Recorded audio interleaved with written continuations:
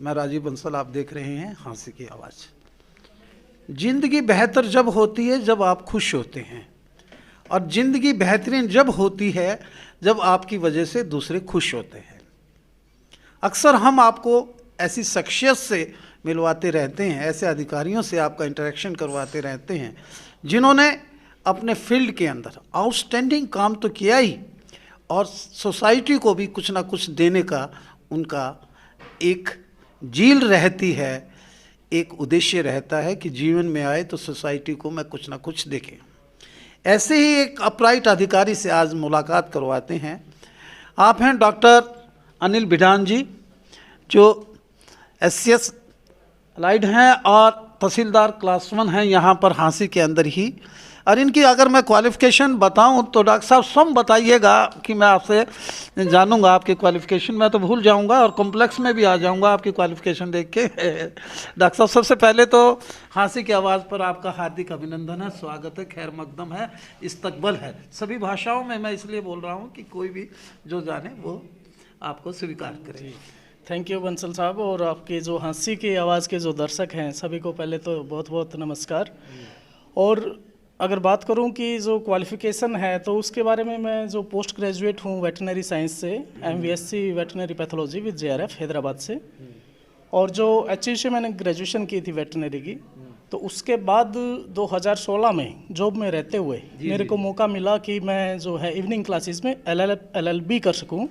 तो कुरुक्षेत्र यूनिवर्सिटी से मैंने LLB की वकालत की पढ़ाई की, और उसके बाद अभी जैसे मैं हूं जॉब में तो LLM फर्स्ट ईयर में दे चुका हूं और सेकंड ईयर मेरा ड्यू है। You are pursuing LLM and JRF clear करके आपने MVSc भी किया। जी जी। एशिया की सबसे बड़ी यूनिवर्सिटी से आपने BVSc किया, जिसे हम HAU बोलते हैं, अब लोवास यूनिवर्सिटी हो गई है। बिल्कुल बिल्कुल जी। हैदराबाद से आपने MVSc। हाँ, हैदराबाद से बिल्कुल MVSc। डॉक्टर साहब, जैसा कि मुझे इल्म हुआ आपके बारे में, मैं जहाँ तक सोच पाया हूँ, एक बड़े डोसाइल नेचर के हैं और समाज के प्रति समर्पण भावना से भी काम करते हैं। एजुकेशन फील्ड के अंदर आपकी बड़ी अभिरुचि रहती है, इज इट सो? हाँ, देखिए कि जैसे बचपन से ही जो कोई भी अगर इंसान होता है तो एजुकेशन ही होती है उसके जो है उद्देश्य जो पूर्ण करती है कि समाज के, सोसाइटी के, परिवार के, कि जो एजुकेशन यानी शिक्षा का एक महत्वपूर्ण रोल होता है। और वो मेरा भी रहा कि जो SD स्कूल नरवाना है वहाँ से मैं पास आउट हूँ, उसके बाद HAU लोवास, और फिर की हैदराबाद से, और फिर लास्ट में जो मेरे दिल की इच्छा थी कि कुरुक्षेत्र यूनिवर्सिटी का भी मैं स्टूडेंट होना चाहिए, तो वहाँ से। और अभी जितने भी गुरुजन थे इस दौरान जो मेरे को मिले, और जितने भी लोग थे इस ग्रेजुएशन पोस्ट ग्रेजुएशन के दौरान मिले, तो उनसे इतना इंटरेक्शन और इतना एक लगाव सा हो गया कि मेरे से वो छूटती नहीं चीज़ की जो एजुकेशन के प्रति जो एक जुड़ाव है, लगाव है। तो उनके बारे में मेरे को आज भी एक बड़ा ये रहता है कि TSC की भी, हाँ, कि भी मैं एजुकेशन से तो नहीं हूँ, लेकिन होता क्या है कि एजुकेशन की तरफ जुड़ाव बड़ा रहता है, और एजुकेशन के फील्ड में ही काफ़ी चीज़ें रहती है। और एजुकेशन इसलिए भी है क्योंकि बहुत सारी बार मैंने देखा अगर किसी को भी थोड़ा सा अगर बढ़ावा मिलता है तो एजुकेशन उसमें बहुत ज़्यादा एक महत्वपूर्ण जो भूमिका है वो निभाती है। तो हमेशा मेरा रहता है कि जो अपने समाज या जो भी परिवार होते हैं, कुछ वंचित अगर हैं, उसमें किसान हैं और वर्ग हैं, ऐसे वर्ग हैं, तो जो उनके जो बच्चे हैं वहाँ तक जो एजुकेशन में वो बेस्ट कर सके। और कुछ संसाधनों की कमी होती है कई बार की, कुछ अड़चने होती है, और वो अड़चने में हम किसी न किसी रूप में अगर सहयोग कर सके तो वो मैं सोचता हूँ कि अपने आप में मेरे लिए एक सौभाग्य की बात होगी जहाँ कहीं ज़रूरत होगी। डॉक्टर साहब, हैव और हैव नॉट की एक लड़ाई है, जिसके पास कुछ नहीं है, जिसके पास साधन संपन्न है। आप जो हैव नॉट हैं उनके लिए आप बहुत प्रयासरत रहते हैं और बड़ा इंस्पिरेशन भी बनते हैं उनके लिए।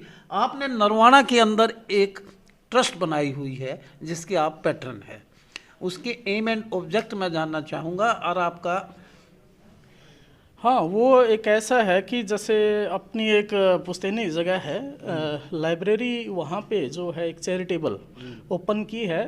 तो वो साथ में जैसे उसमें क्या है कि जो ट्रस्ट है लिब कोच के नाम से, लिब कोच लाइब्रेरी के जो फर्स्ट 3 लेटर है लिब कोच, तो वो जो है ट्रस्ट में मैं संरक्षक हूँ, पैटर्न हूँ। और वो जो ट्रस्ट है उनका मुख्य एम यही है कि वही जो एजुकेशन में मेन और डिफरेंट फील्ड्स में जो कि सोसाइटी की जो है मदद अलग अलग रूप से जो है वो कर सके, तो वो उस एक लिव कोच का जो एक मेन उद्देश्य है।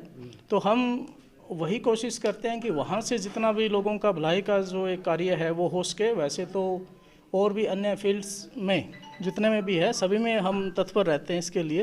डॉक्टर साहब, एक छोटा सा मैं क्वेश्चन आपसे कर रहा हूँ कि आप एक बहुत अच्छे डॉक्टर थे, MVSC और GRF जिसने क्लियर किया हो तो एक बहुत अच्छा डॉक्टर माना जाता है वेटनरी साइंस में, क्योंकि इंडिया तो एग्रीकल्चर बेस्ड कंट्री है, पशुधन हमारा बहुत है। लेकिन इस प्रशासनिक सेवाओं में आना कैसे हुआ आपका, कैसे झील हुई?